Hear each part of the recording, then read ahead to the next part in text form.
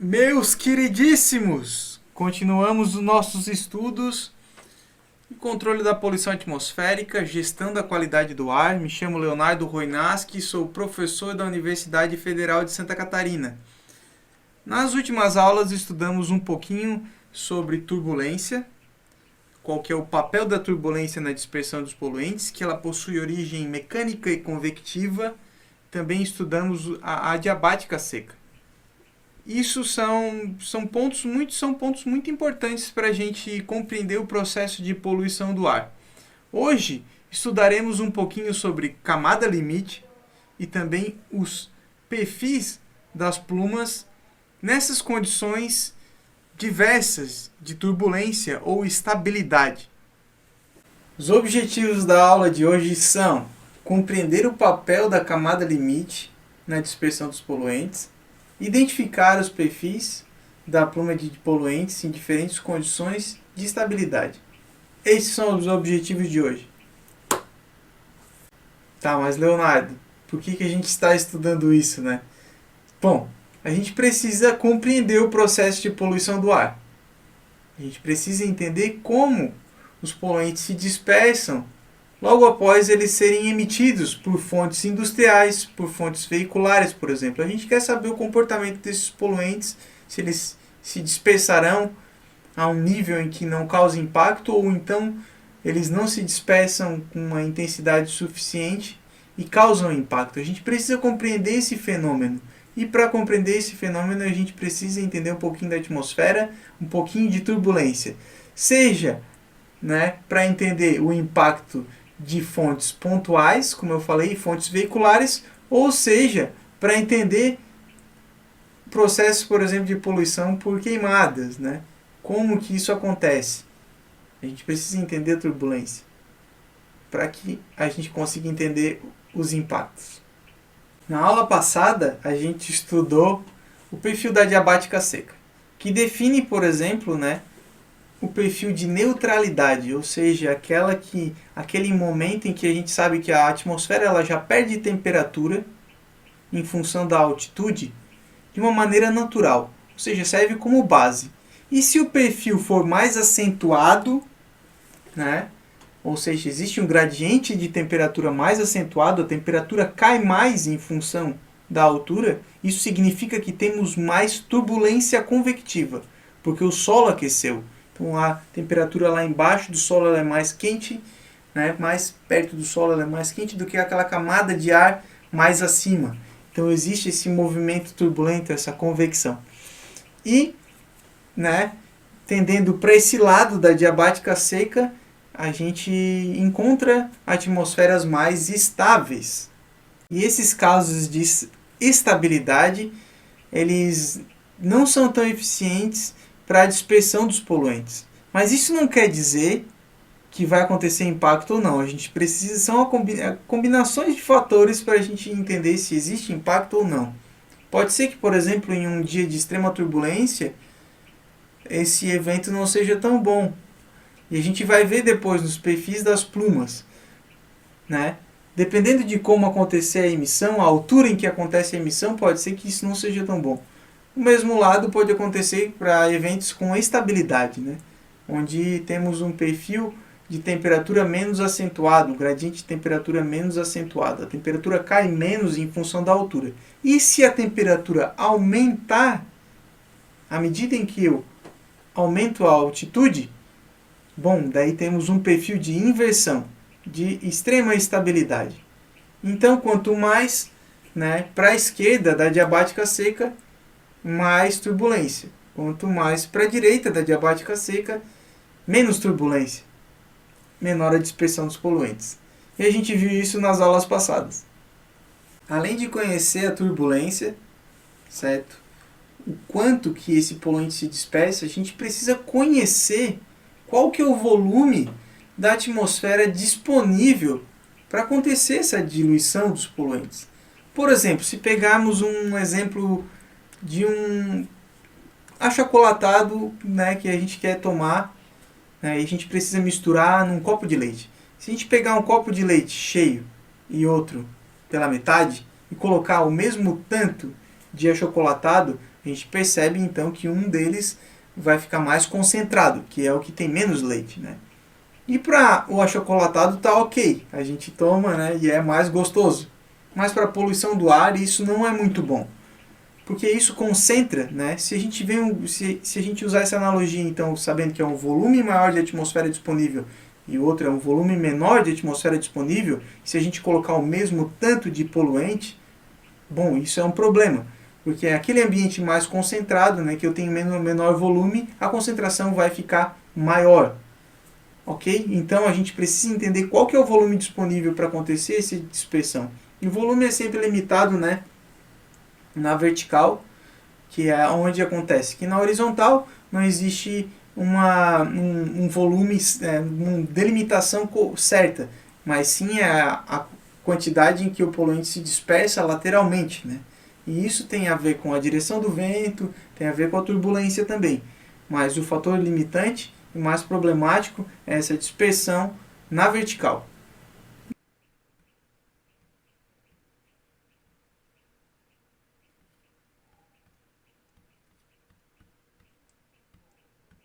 O conceito de camada limite é muito importante para o entendimento da poluição atmosférica. A camada limite é o ponto em que define o volume disponível, né, em termos, vamos dizer assim, de altitude, a altitude disponível para que os poluentes se dispersem. Para estudarmos a camada limite, é comum utilizarmos o exemplo da placa plana e averiguarmos qual que é a influência dessa placa em um determinado escoamento de um determinado fluido, que no nosso caso é o ar, certo? Então temos uma placa e queremos saber qual que é a influência dessa placa, por exemplo, no perfil de velocidade, que é o que é mais importante a gente saber no estudo da turbulência. Então aqui temos a nossa placa plana e temos também um determinado fluido que vai realizar aqui um escoamento, né? Ele sopra nesse sentido, por exemplo. E quando esse fluido ele colide nessa placa, na interface entre a placa e o fluido, a velocidade do escoamento é zero, né? E se a gente analisar em vários pontos aqui, por exemplo, nesse perfil vertical, a velocidade desse escoamento, a gente pode conhecer um pouquinho sobre a turbulência e a camada limite. Então temos aqui então um perfil, vamos analisar. Aqui a velocidade é igual a zero, né? E à medida em que eu vou avançando, essa velocidade tende a chegar num valor máximo, né?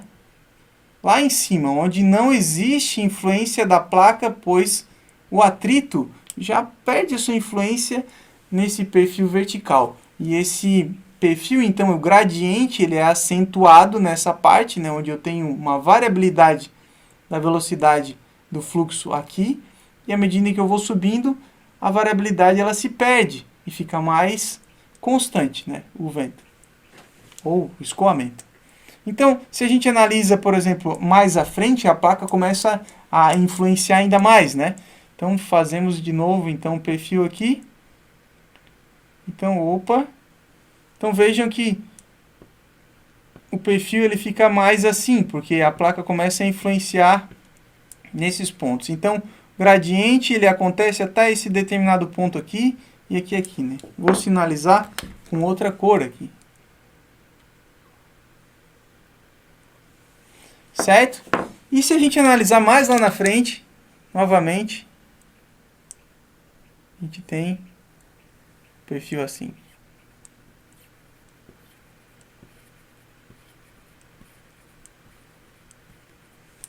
Então vejam que a partir desse momento aqui, o escoamento, o perfil de velocidade ele fica mais constante daqui para cima, né? O gradiente de velocidade ele fica bem próximo a zero, e à medida que eu estou abaixo desse ponto, o gradiente de velocidade ele é mais acentuado, ou seja, eu tenho uma diferença de velocidade entre pontos, né, verticais aí. Então, se a gente analisar aqui e aqui. Então, nesses pontos abaixo dessa linha, onde eu tenho essa variabilidade da velocidade, aqui eu tenho turbulência.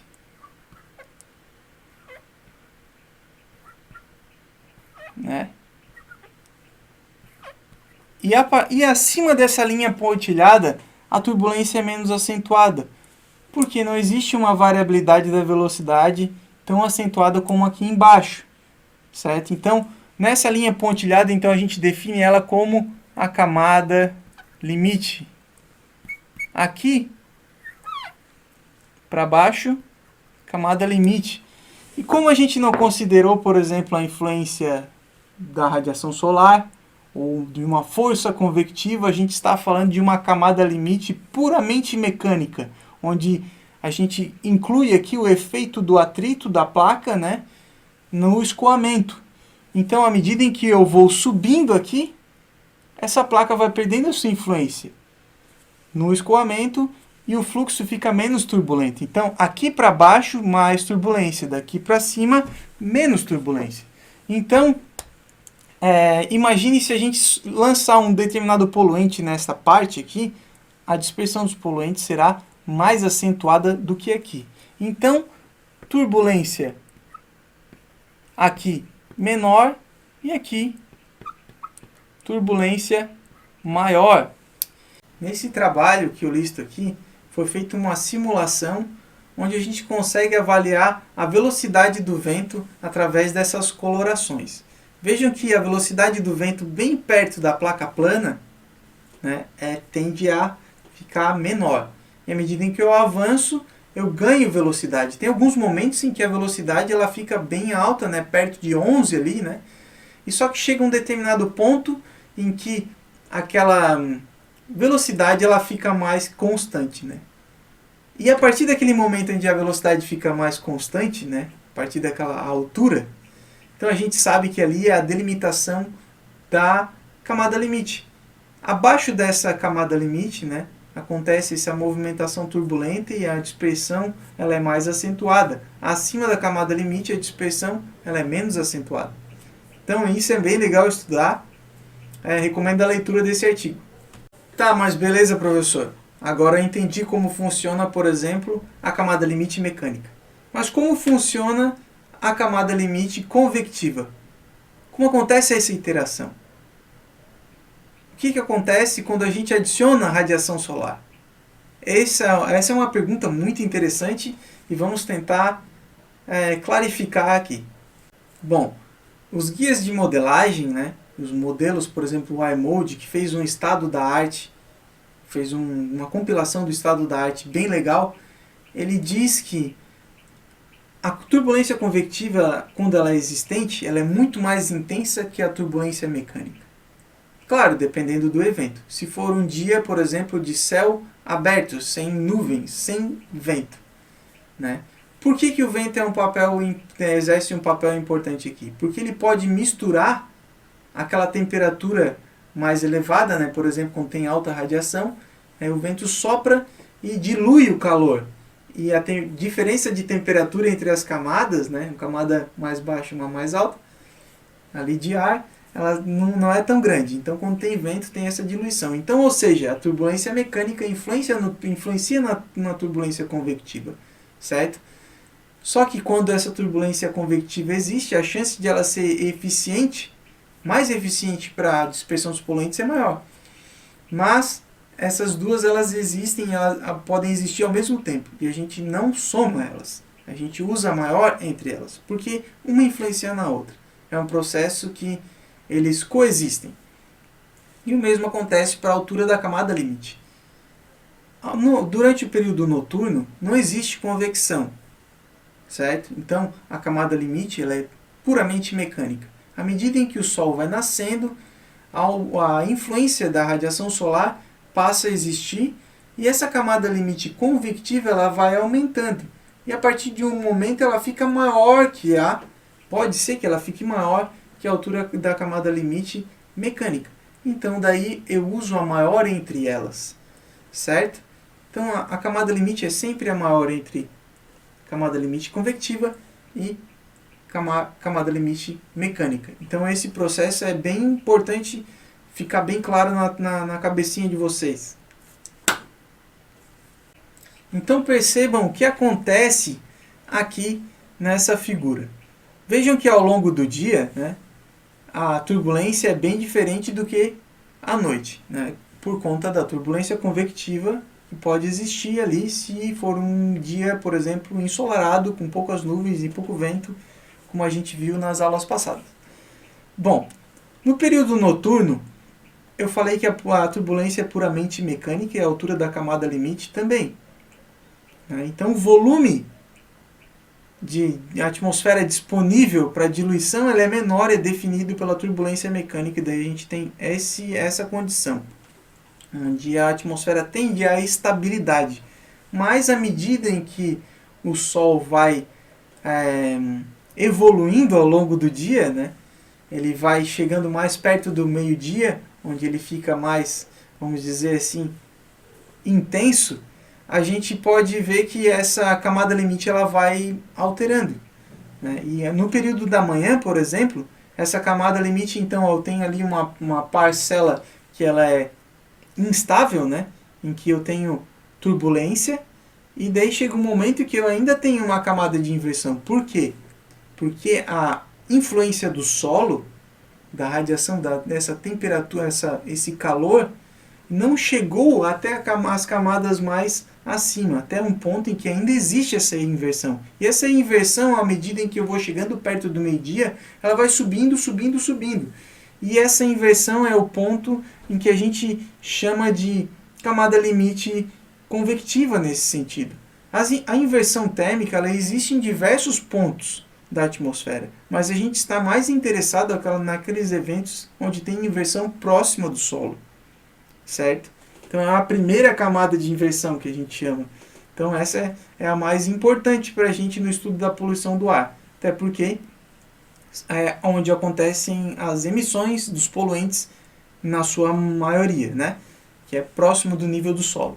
Então, durante o período da manhã, então essa camada vai evoluindo e quando chega no meio-dia, olha lá onde chega a inversão, lá na camada de subsidência, que é bem lá em cima na atmosfera. Então existe um volume maior para a dispersão dos poluentes. Vejam que a diferença entre os volumes, né, nessa cidade, noite, manhã e meio-dia, né, é grande. Então a gente vai evoluindo à medida em que o Sol vai despontando aí no horizonte e ele chega, por exemplo, no seu ápice, né, a camada limite convectiva, ao meio-dia, e vai depois novamente caindo essa camada limite convectiva à medida em que ele vai se pondo. Muito importante isso. Essa figura aqui exemplifica muito bem a evolução da camada limite, seja ela convectiva ou mecânica agora, né, ao longo do dia. Vejam que aqui a gente tem no eixo X o período do dia e no eixo Y a altura da camada limite. Temos um momento em que o Sol nasce, né, e vai evoluindo, né, e depois ele se põe. Vejam que a camada de limite convectiva ela vai crescendo logo após que o Sol nasce e depois ele vai diminuindo também depois quando o Sol se põe. Então essa camada de limite convectiva ela existe apenas quando existe radiação solar. Essa figura ela é bem legal e vamos destrinchar isso um pouquinho nas próximas figuras. Começando então pelos conceitos. O que é essa surface layer? Que é aquela linha pontilhada em vermelho, né? Que eu falei que é a camada limite mecânica, que acontece puramente pela influência da superfície do solo, do atrito, né? Então, essa camada, acontece um forte gradiente de temperatura nela. Quando existe radiação. Mas também tem uma forte influência da rugosidade dessa superfície. Então, por isso ela sempre fica ali. Então, tem influência da radiação, mas também tem influência do atrito ali com o solo. Então, tem uma forte mistura, porque esses dois fenômenos eles acontecem ao mesmo tempo, né? Então, ao longo da noite, ela é puramente mecânica. Ao longo do dia, tem ali dois fenômenos. Dá para ver que ela é um pouquinho maior, né? Ali ao meio-dia, dá para ver que ela é um pouquinho mais alta do que à noite, por exemplo. A camada de mistura convectiva, essas em verde, elas são caracterizadas, né, por forte turbulência convectiva e elas se manifestam logo após o Sol nascer, e se não existir cobertura de nuvens muito intensa, né? Então, ela fica acima da camada superficial e abaixo da entrainment zone, que é essa camada de inversão em altos níveis, né? Então, ela é caracterizada por elevado calor, umidade, quantidade de movimento, ela é uniforme, então tem uma baita turbulência ali, né? Então, é caracterizada também pela convecção e evolui em função dessa posição do Sol. Então, essa é a camada de mistura convectiva. Como eu falei, quando o Sol se põe, ela começa a perder sua influência e à medida do tempo, então, ela puramente então vira uma camada limite estável, né? Como a gente viu na aula passada também. A camada de limite estável ela acontece no período noturno, devido ao resfriamento repentino do solo, né? Então ela é uma camada mais baixa, que tem contato com o solo também, mas ali a gente tem uma turbulência um pouco mais limitada, né? Então, ventos mais calmos ali, né, e menos turbulento, porque a gente tem ali mais uma influência da turbulência mecânica, né, como eu falei, menor a convecção, então é uma condição que suprime um pouco a movimentação do fluxo, a movimentação turbulenta. Temos também a camada residual, que fica acima da camada estável. E essa camada residual ela tem um pouco da energia do dia, né? Onde até o Sol, né, se pôr, então ele tem aquela energia turbulenta ali ainda naquele fluxo acima da camada estável, por conta da turbulência adquirida ao longo do dia. Então, mas ela não entra em contato com o solo, então ela fica ali mais acima da camada estável. A camada de inversão lá em cima, então ela age como uma tampa, né? Então sempre existe uma camada de inversão bem lá em cima na atmosfera. E existem outras que podem acontecer mais abaixo dessa camada. Então a gente entende esse processo a partir desse momento.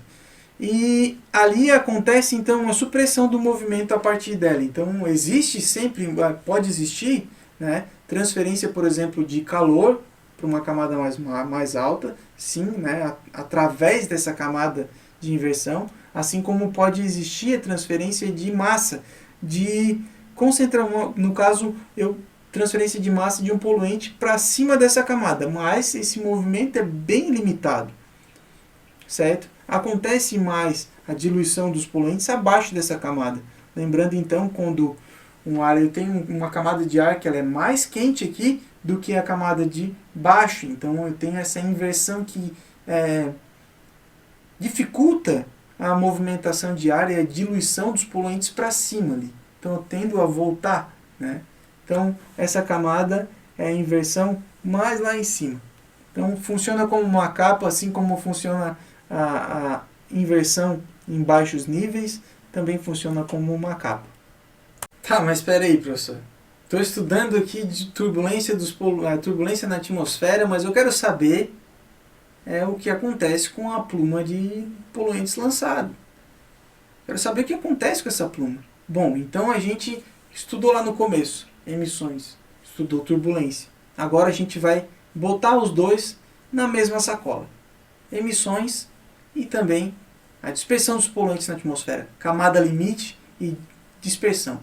E assim a gente estuda os perfis das plumas, certo? Então veja só o que acontece quando é lançado, por exemplo, um poluente abaixo da camada de inversão. Então ele não consegue se dispersar para uma camada mais lá acima, né? E a dispersão acontece ali embaixo, assim como tem essa figura aqui do lado. Não só na ilustração, mas também uma figura real. Tem um outro exemplo aqui, de uma foto que eu tirei, por exemplo, aqui no estado de Santa Catarina, no período da manhã, onde essa altura da camada limite ela não evoluiu ao ponto de deixar com que esses poluentes se dispersem lá para cima da atmosfera. Então vejam que chegou um momento em que aquele momento, né, da chaminé estava tentando subir E de repente, opa, chegou ali, eu vou me dispersar apenas nesse volume. E olha o impacto que essa pluma de dispersão causou. Então a gente começa a estudar essa sinergia, né, entre condição da camada limite, altura da camada limite, turbulência e a emissão. Qual que é a altura da emissão? Por exemplo, se essa emissão acontecesse acima da camada limite, o que aconteceria? Bom, a pluma não desceria, né? Então, eu tenho que pensar na altura da emissão, eu posso projetar a altura da emissão para que não aconteça o impacto, por exemplo. Agora a gente chegou no ponto que a gente queria. Então, aqui a gente vê os perfis das plumas para cada condição de estabilidade e também onde existe uma camada de inversão próxima, né, dessa pluma de dispersão. Bom, no primeiro caso aqui temos uma condição instável.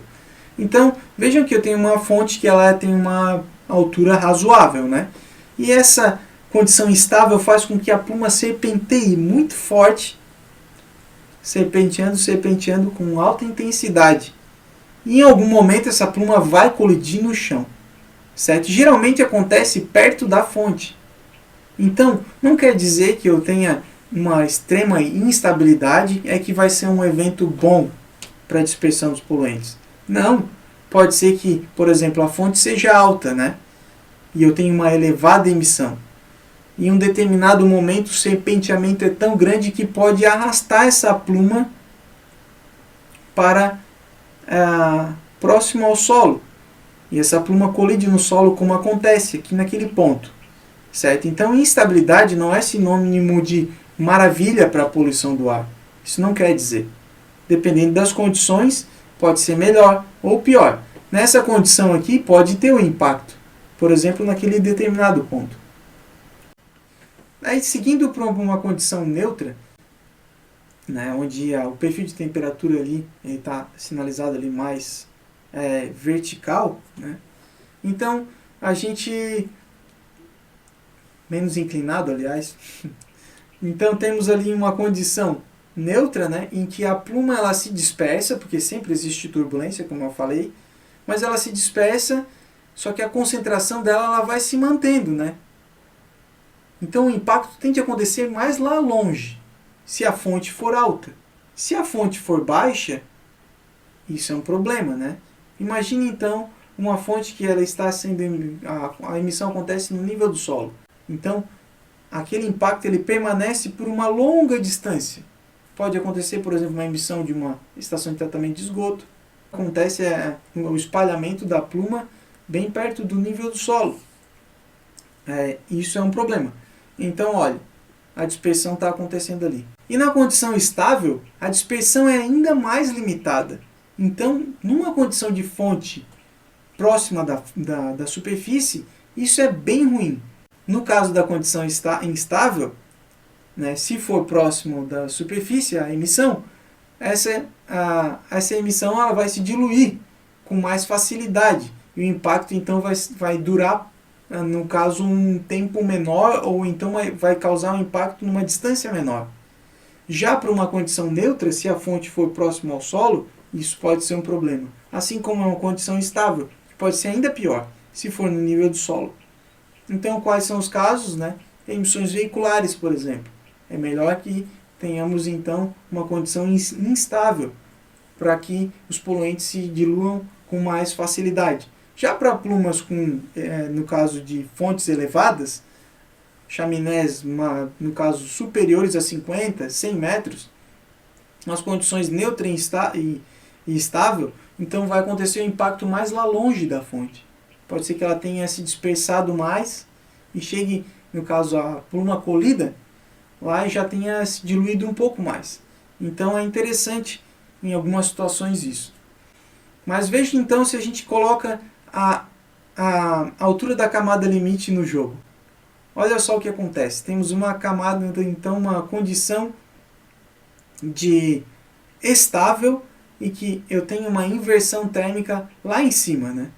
Então veja o que acontece ali, né? Abaixo da chaminé eu tenho uma condição de estabilidade e acima eu tenho uma condição de instabilidade. Então veja o que aconteceu. Então a pluma ela não desce, porque ali eu tenho uma inversão, e lá em cima ela se dilui. Então eu deixo que essa pluma se dilua, em algum momento, um outro dia, pode ser que ela colida no solo, mas com uma concentração melhor. Então o planejamento de uma altura de chaminé, nesse ponto, é muito interessante. Já pode acontecer o inverso, onde eu tenho condição instável abaixo e estável acima. E a pluma, ela, no caso a emissão, ela fica abaixo da altura da camada de inversão. Daí olha o impacto que pode acontecer. Mesmo sendo uma condição instável, a pluma ela vai se dispersar dentro daquele volume que existe, né?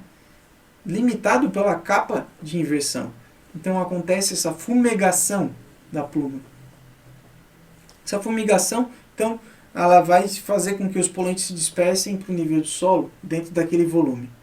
Já numa condição parecida, daí agora onde eu tenho uma condição neutra e uma inversão térmica. Olha então que o impacto ele começa a acontecer mais lá longe. E pode ser mais severo, mais concentrado nessa situação. Porque ele não se diluiu, não tem turbulência bastante, né? Então, e se eu emitir acima da camada de inversão, veja que a pluma ela não vai se colidir no solo naquele determinado momento. Então, mais ou menos isso aqui é uma pincelada, né, sobre os perfis das plumas, e isso é muito importante que vocês compreendam. Então, meus queridos, essa foi a aula de hoje. Eu espero que vocês tenham gostado. Caprichem nos estudos, amem a natureza, amem a UFSC. Um forte abraço.